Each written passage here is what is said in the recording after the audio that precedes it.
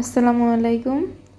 তো আজকে হচ্ছে আমার অনেক কষ্টের দিন আর ঈদের পরের দিন। আর কষ্টের কেন বলছি সেটা আপনাদেরকে বলবো। তার আগে দেখে নিন আমরা কি কি করছি।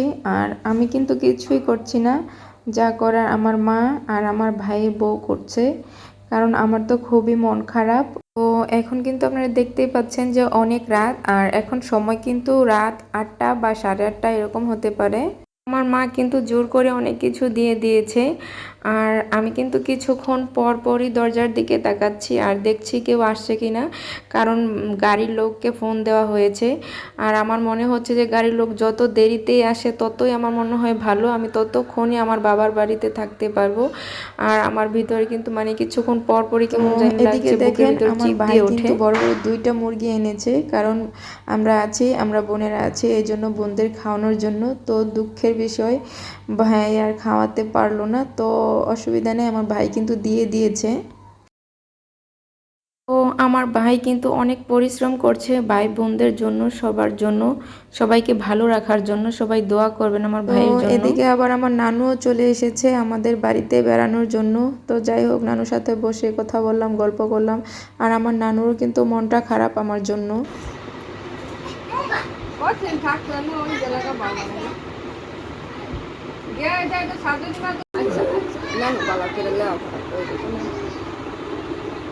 আদর করেন চুমা দেন ও ডং কইরা দিতাছে না নানির নাতিনরা আদর কইরা দিতাছে।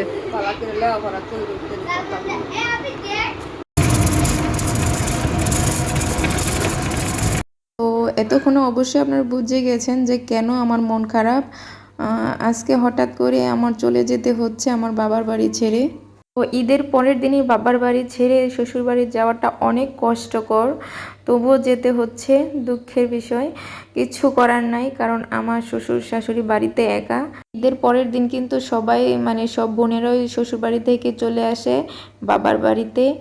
আর আমার কিন্তু খুবই কষ্ট হচ্ছে, আর আমার মনে চাচ্ছে যে মানে আমি কিছুক্ষণ বসে কাঁদি। তো আমি কিন্তু অনেক কষ্ট করে আমার কান্নাটা আটকিয়েছি। আর একটা কথা, এই যে দেখছেন আমরা ভাই বোনেরা কিন্তু ঘুরতে এসেছি আমাদের মানে বাড়ির পাশেই রাস্তা।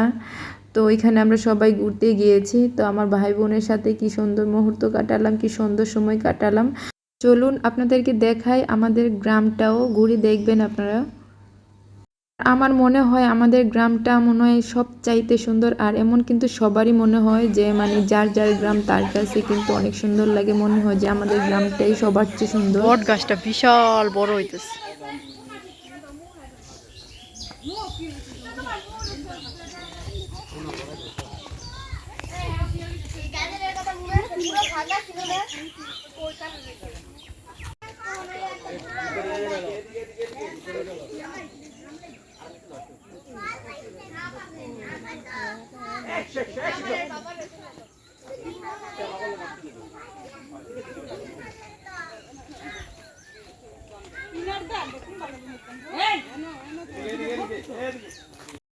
আজকে কিন্তু আমার ফুফাতো বোন, আমার চাচাতো বোন, সবাই আমরা একসাথে। তো জানি না আবার কবে একসাথে হতে পারবো, কারণ চাচাতো বোনেরা কিন্তু অনেক দিন পর পর আসে। এদিকে ক্যামেরার দিকে আব্বু। Safin camera action. গাইস এ সালমান ক্যামেরা অ্যাকশন। কোনটা দিকে তাকা সুজা তাকাবে এইটাই তো কথা। এ আসো সবাই একটা সেলফি উঠাই ক্যামেরা তিনটা আচ্ছা। তো আমরা ভাই বোনেরা কিন্তু এই জায়গায় অনেক দিন পর গেলাম, কারণ বাড়িতে যাই ঠিকই কিন্তু ওইখানে মানে কোনো দিকে যাওয়া হয় না, কোনো দিকে বের হওয়া হয় না। মানে বাড়িতে বাবার বাড়িতে যাই, আবার শ্বশুর বাড়িতে চলে আসি, এই জন্য সবাই ছবি উঠিয়ে নিচ্ছি।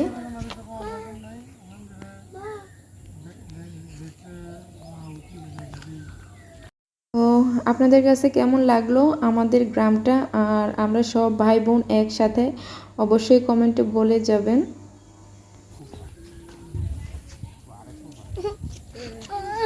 তোর কাকিমা রেডি হবে মোবাইল দা কথা কইতাছিস নি রাইখা দে আমি। তো যাই হোক, আমাদের ঘোরাফেরা শেষ, এখন আমরা চলে যাচ্ছি বাড়িতে। তো আপনাদের কাছে যদি একটু ভালো লেগে থাকে অবশ্যই আমার চ্যানেলটাকে সাবস্ক্রাইব করে দিবেন, আর প্লিজ একটা লাইক করে দিবেন। আর কমেন্টে কেমন লাগলো অবশ্যই বলে যাবেন। আমাদের গ্রাম আর আমাদের বাড়ি আপনাদের কেমন লেগেছে অবশ্যই বলে যাবেন। আর আজকে থেকে কিন্তু আর আমাদের বাড়ি দেখাও হবে না, আর ঠান্ডা বাতাসও খাওয়া হবে না। আমি কিন্তু এই জায়গায় বসে ঠান্ডা বাতাস খাই।